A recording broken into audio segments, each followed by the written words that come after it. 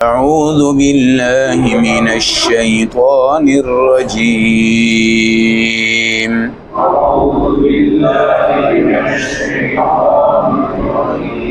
بسم الله الرحمن الرحيم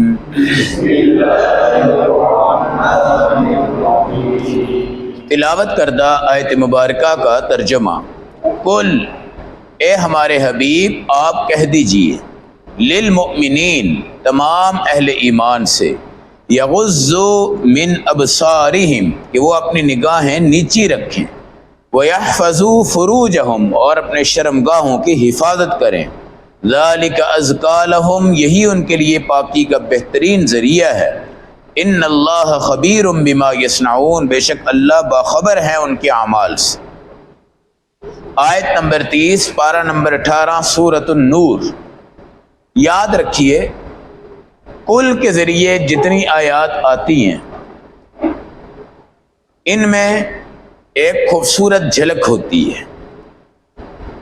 اے حبیب آپ کہیے، اے حبیب آپ کہیے۔ اللہ بھی تو کہہ سکتے ہیں نا، لیکن ہمارے حبیب سے کیا کہا جاتا ہے؟ اے حبیب آپ کہیے۔ قل هو اللہ احد، قل اعوذ برب الفلق، قل اعوذ برب الناس، قل للمؤمنین، قل للمؤمنات۔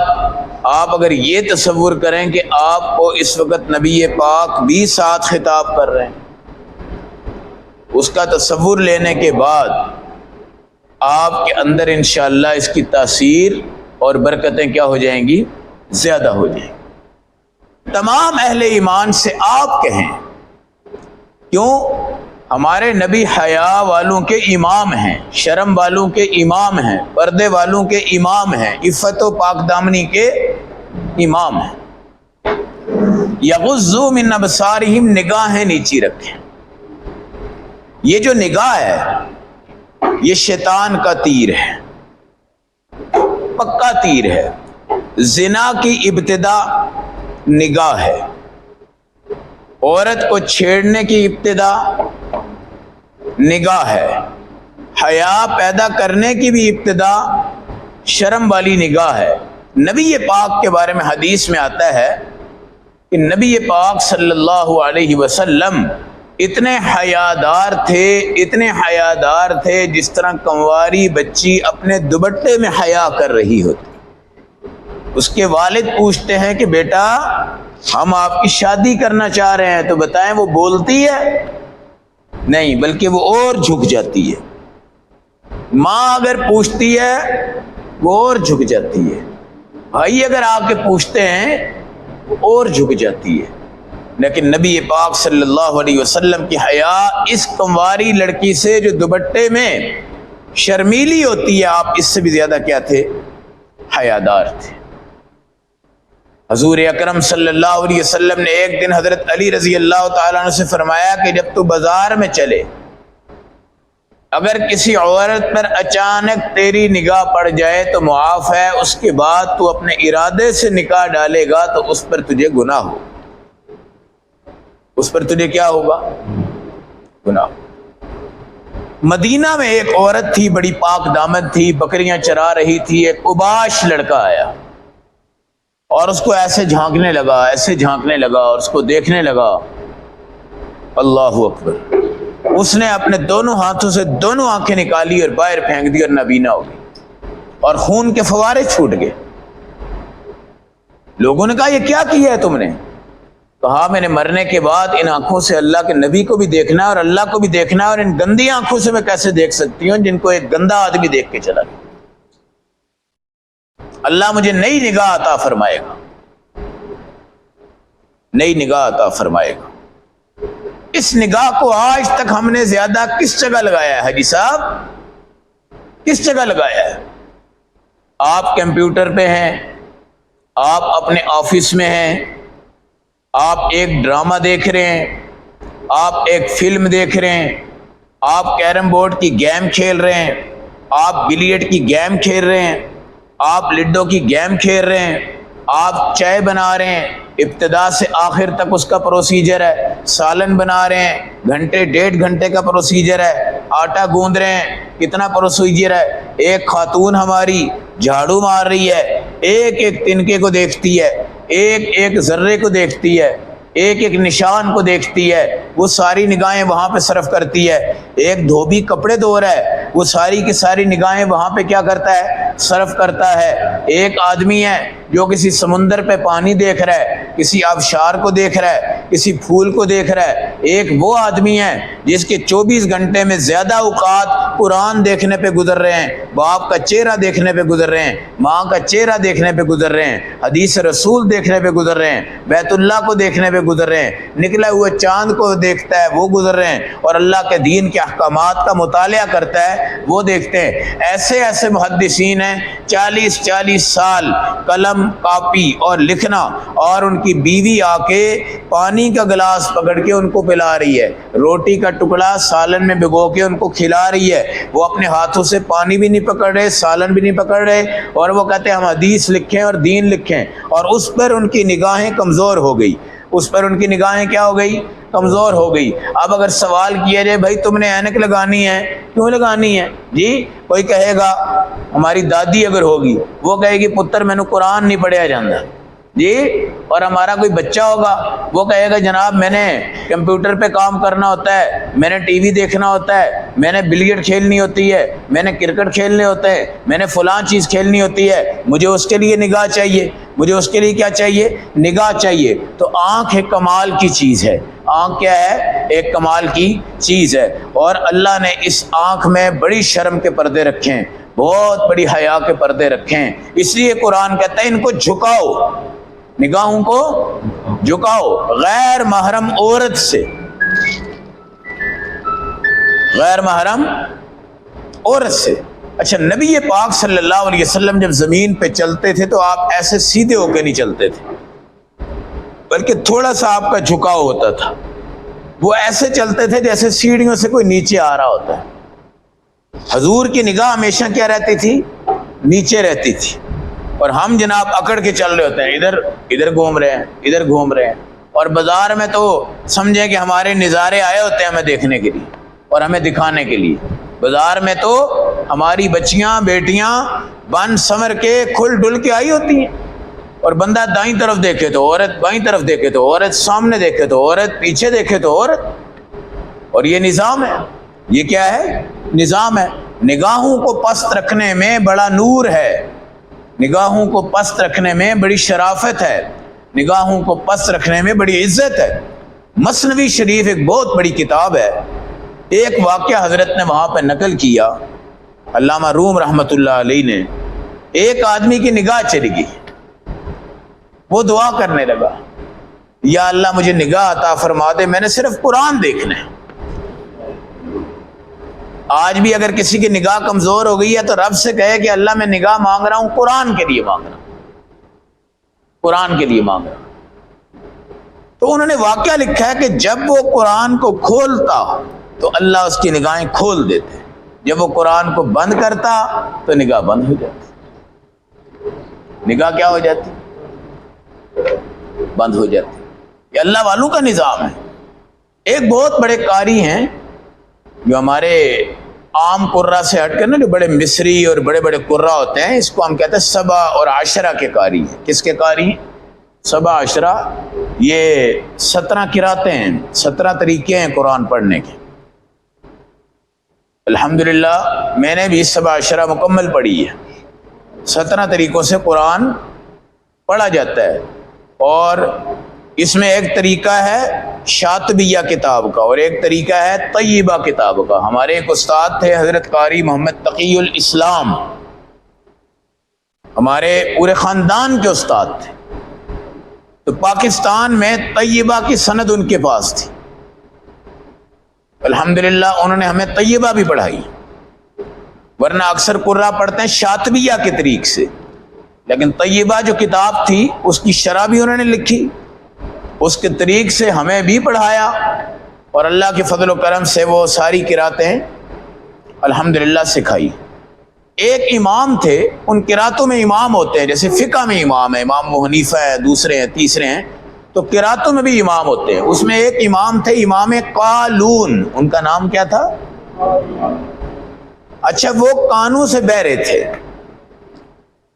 جب وہ تراویحوں میں قرآن سنتے تھے پورا کان کھل جاتا تھا، اور غلطی آتی تھی فوراً ٹک کر کے غلطی نکالتے تھے. جب تراویحیں ختم ہوتی کان پھر بند ہو جاتے. یہ نظام ہے. تو نگاہیں مانگنی چاہیے. آج آپ بخاری شریف دیکھ رہے ہیں، قرآن کے بعد سب سے زیادہ، سب سے بڑی، سب سے صحیح کتاب کون سی ہے؟ اس کو جنہوں نے لکھا ہے ان کا نام ہے محمد بن اسماعیل، یہ اس کے مصنف ہیں. اچھا، ان کی نا بچپن میں نگاہ چلی گئی، ان کی نگاہ چلی گئی. والدہ ان کے لیے دعا فرماتی تھی، اللہ ان کی نگاہ لٹا، اللہ ان کی نگاہ لٹا، اللہ ان کی نگاہ لٹا، میں نے دین کا کام کروانا ہے. پھر اللہ نے ان کو خواب میں بشارت دی کہ نگاہ تیرے بیٹے کی آ گئی ہے. یہ صبح آئے تو انہوں نے آواز دی محمد بن اسماعیل بیٹے کو، اور بیٹے نے آنکھ کھولی تو سامنے ماں نظر آ گئی. اس کے بعد انہوں نے بخاری شریف لکھی ہے جو سب سے بڑی کتاب ہے، اور وہ نگاہ مانگ کر کوئی ڈرامے اور فلمیں نہیں دیکھی، بلکہ کیا لکھا ہے؟ بہت بڑی قدر ہے. اینک جن کو لگی ہوتی ہے وہ بھائی اس میں سستی نہ کیا کریں، اینک میں سستی نہ کریں. اگر آپ کو اینک لگ گئی ہے شکر ادا کرو یار کہ اینک کے ساتھ آپ کو بہترین نظر آ رہا ہے. اور نہیں جی مجھے اچھی نہیں لگتی، مزہ نہیں آ رہا. وہ پھر ہوتا کیا ہے کہ سال 2 سال کے اندر 2 نمبر سے 4 پہ چلی جاتی ہے، 4 سے 5 پہ چلی جاتی ہے. یہاں پر کوئی تکبر اور فخر کی بات نہیں ہے. پرانے کانے سے آگے نا جی، سوا حاصل سے تھوڑا سا پہلے ایک اماں جی یہاں پہ آ گئی، اور ان کی نگاہ بالکل ختم تھی، بالکل ختم تھی. الحمدللہ ان کو دم کیا، اور ان کی میں نے بیٹی سے کہا کہ ان کو قرآن دکھاؤ. کہتے نظر ہی نہیں آتا، دکھائیں کیا؟ میں نے کہا ان کے سامنے کر دیا کرو. وہ 15 دن کے بعد آئی تو مجھے بھی پہچان رہی تھی، اپنی بیٹی کو بھی پہچان رہی تھی، اور خود بھی چل رہی تھی. یہ نظام ہے. تو قرآن، اگر آپ کی نگاہ کمزور ہے، کوئی مسئلہ ہے کسی بچے کی آنکھ میں، کوئی الرجی ہو جاتی ہے، تو بھائی آپ قرآن کے اوپر نظر رکھیں. وہ کہتے ہیں ہم تو قرآن پڑھتے ہیں، لیکن بھائی دیکھ کے پڑھو، ناظرہ قرآن پڑھو. ناظرہ قرآن کا بہت بڑا ثواب ہے، ناظرہ قرآن کا بہت بڑا ثواب ہے. تو جتنی نگاہ جھکے گی اتنا علمی نور آپ کے دماغ میں جائے گا، اتنی حدیث آپ کے دماغ میں جائے گی، اتنے اللہ والوں کی آپ کو زیارت ہوگی، اور اتنی رسول اللہ کی بھی زیارت. ہمارے شیخ حضرت مولانا محمد موسیٰ خان رحمۃ اللہ علیہ، اللہ کروڑوں رحمتیں نازل فرمائے، جامعہ اشرفیہ میں 223 بچے تھے، جو ہمارا آخری سال تھا، 94 کی بات ہے. تو ایسے ڈیسک ہوتا تھا، اس میں حضرت بیٹھتے تھے. تو میں ان کے گھر سے ان کی کتابیں، اتنی بڑی کتابیں ہوتی تھی 8-10 قسم کی، وہ اٹھا کے لا کے ڈیسک پہ رکھ دیتے تھے، اور سامنے ایسے میں نیچے بیٹھتا تھا، باقی ساتھی میک بھی ان کو لگا کے دینا اور سارا سسٹم کرنا. حضرت کہتے تھے کہ دورہ حدیث میں تمہیں اللہ کے حبیب کی زیارت ہونی چاہیے. جی آج کل کیا ہے بھائی، ایک سلطان رائی کی جس نے فلم دیکھی ہوئی ہے نا، خواب میں اس نے دیکھا ہوگا سلطان رائی. جی ایک مصطفیٰ قریشی تھا جو اس کے مقابل میں آتا تھا. جی بچپن میں ہم نے بھی فلمیں دیکھی، یہ 2 ہی بندے ہمیں یاد ہیں، سلطان رائی، مصطفیٰ قریشی. اچھا ہم نے بھی کئی دفعہ سلطان رائی کو خواب میں دیکھا، کئی دفعہ دیکھا ہے. اچھا یہ دیکھیں، یہ ہر بندے کی ایک اصلاحی زندگی ہے. آج کل بھی آپ کوئی ڈرامہ یا فلم یا کوئی میچ شاید دیکھ لیں، رات کو آپ کو کوئی اس کی شارٹ نظر آ جائے گی، کوئی بندہ نظر آ جائے گا، کوئی ایکٹر نظر آ جائے گا، کوئی اداکار نظر آ جائے گا. لیکن ہمارے حضرت فرماتے تھے ہاں بھائی کس کس کو زیارت ہوئی ہے؟ مہینہ گزر گیا، 2 گزر گئے، 3 گزر گئے. آپ نے کہا بدقسمت ہیں جن کو اللہ کے نبی کی دورہ حدیث میں زیارت نہیں ہو رہی، کیونکہ ہر وقت پڑھتے ہیں صلی اللہ علیہ وسلم، صلی اللہ علیہ وسلم. بالآخر اللہ نے مجھے بھی زیارت کروائی. میرے ساتھ بھائی سری لنکا کے عبد الرحمان تھے, ان کو بھی زیارت ہوئی. عبد المالک تھے ایک, وہ آج کل فوج میں ہیں, وہ نکا کلاں ایک جگہ ہے اٹک کے قریب, وہاں پہ ان کی رہائش تھی, ان کو بھی زیارت ہوئی. ایک ناروے کے بھائی عبد الرحمان تھے, ان کو بھی الحمدللہ زیارت ہوئی. اور حضرت جو ہیں وہ ایسے پڑھاتے تھے نا, تو ایسے آنکھیں بند کر کے بیٹھ جاتے تھے ایسے. اب وہ 2 منٹ 3 منٹ گزر جاتے تو جہاں سے سبق چھوڑا وہیں سے شروع کرتے. جب طلباء نے پوچھا حضرت اس کا بھی کوئی مسئلہ تو ہوگا, آپ نے کہا کہ جب میں حدیث پڑھاتا ہوں مجھے سامنے نبی پاک نظر آ رہے ہوتے ہیں, اور جب وہ نظر آتے ہیں تو بس میں آنکھیں بند کر لیتا ہوں, کیونکہ اللہ کے نبی کو آنکھیں بھر کے کوئی دیکھ نہیں سکتا, کوئی دیکھ نہیں سکتا. اس لیے بھائی کوشش کریں کہ اللہ کے نبی کی کیا ہو, زیارت. اس کے لیے وضو کر کے درود, چھوٹا سا درود پڑھ کے سو جائے صلی اللہ علیہ وسلم. پھر اس مسجد کے اندر بھی الحمدللہ اللہ کے نبی کی زیارت ہوئی. آج ہمارے جو حضرت ہیں مفتی محمد حسن صاحب, وہ کبھی زندگی میں نہیں بتائیں گے, لیکن ان کی طرف سے ہمیں اس چیز کا علم ہے کہ ان کو روزانہ اللہ کے رسول کی زیارت ہوتی ہے, روزانہ اللہ کے رسول کی زیارت ہوتی ہے. یہ کسی مجلس میں, کسی مجمع میں یہ بات کھلی ہے, لیکن حضرت سے آپ پوچھیں گے تو حضرت خاموش رہیں گے اس مسئلے میں. تو زیارت ہونی چاہیے, زیارت ہونی چاہیے. اور میں بتا یہ رہا ہوں کہ جتنی نگاہ پست ہوگی اتنی انشاءاللہ اچھی زیارتیں ہوں گی. کیا ہوں گی؟ اتنی اچھی. وَيَحْفَظُوا فُرُوجَهُمْ, شرمگاہ کی حفاظت کرو. نگاہ بچے گی تو شرمگاہ بچے گی, نگاہ گندی ہوگی شرمگاہ میں شہوت آئے گی, جب شہوت آئے گی وہی حال ہوگا.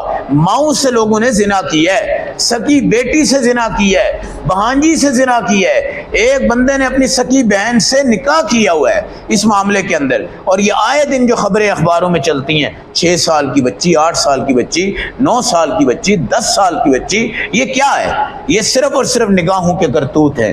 کیا ہے؟ نگاہوں کی شرارتیں اور نگاہوں کے نظام ہیں. اور موبائل کے اوپر سوشل میڈیا پہ آج ہمارا 8 سال کا بچہ 18 سال کی زندگی گزار رہا ہے. 8 سال کا بچہ 18 سال کی زندگی گزار رہا ہے, اور 18 سال کا بچہ 24 سال والے کی زندگی گزار رہا ہے. اور اس کے والدین کہتے ہیں جوان ہو جائے, بڑا ہو جائے, پاؤں پہ کھڑا ہو جائے تو اس کی شادی کریں گے.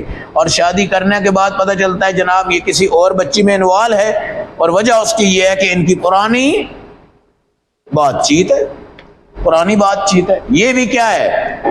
نگاہ. تو جوان اپنی جوانی کو تباہ کرتا ہے. ہمارے صوفی سرور صاحب تھے, اللہ ان کی رحمت فرمائے, قبر پہ کروڑوں رحمتیں نازل فرمائے. اچھا, ان کی جو اہلیہ بہت اللہ والی تھی انتقال کر گئی. بعد میں جناب وہ ماشاءاللہ بزرگ آدمی تھے, اور جناب شادی جب انہوں نے کی دوسری, وہ لوگوں نے کہا حضرت آپ اور اس عمر میں شادی کر رہے ہیں. حضرت نے بڑے مذاق کیے تھے, انہوں نے کہا میں نے تمہاری طرح جوانی ضائع نہیں کی, میں نے اپنی جوانی میں کوئی گناہ نہیں کیے, میں پاورفل ہوں اللہ کے فضل سے اور حلال ہوں. اچھا, ایک شادی ہوئی, پھر وہ موافق نہیں آئی تو پھر وہ چھوڑ کے دوسری شادی تیسری کر لی. اب جناب ان کو کہا جی قبول ہے, وہ بیٹھے ہوئے تھے, اٹھ کے کہا جی قبول ہے. کیا ہے؟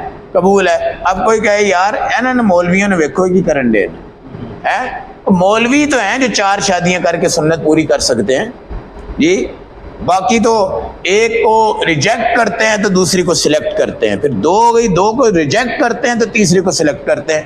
کوئی اللہ والا ہی ہوگا کہ چاروں کو لے اور چاروں کے ساتھ اس کی وابستگی بھی ہو سکے, تو اس میں کوئی حرج ہے؟ تو شرمگاہ کو میرے بھائی حلال پہ لگانا, اس کے لیے اگر دوسری شادی کرنی پڑے, تیسری کرنی پڑے, چوتھی کرنی پڑے تو اس کو گال بنا دیا جاتا ہے. یہ ہمارے پنجاب کا ہے کلچر جی, جو ہمارا یہ سرحد کا علاقہ ہے نا خیبر پختونخوا, وہاں پر یہ عیب نہیں ہے. عبدالرزاق صاحب ایتھے تو وے ہو جاوے نا, کہتے ہیں اوئے ہوئے ہوئے انہیں پتہ نہیں کی کر دیتے, ٹھیک ہے, لیکن وہاں پہ ایسا نہیں ہے. 2 3 بیویاں الحمدللہ حلال کے رشتے کے ساتھ رہ رہی ہیں اور موافقت بھی کرتی ہیں.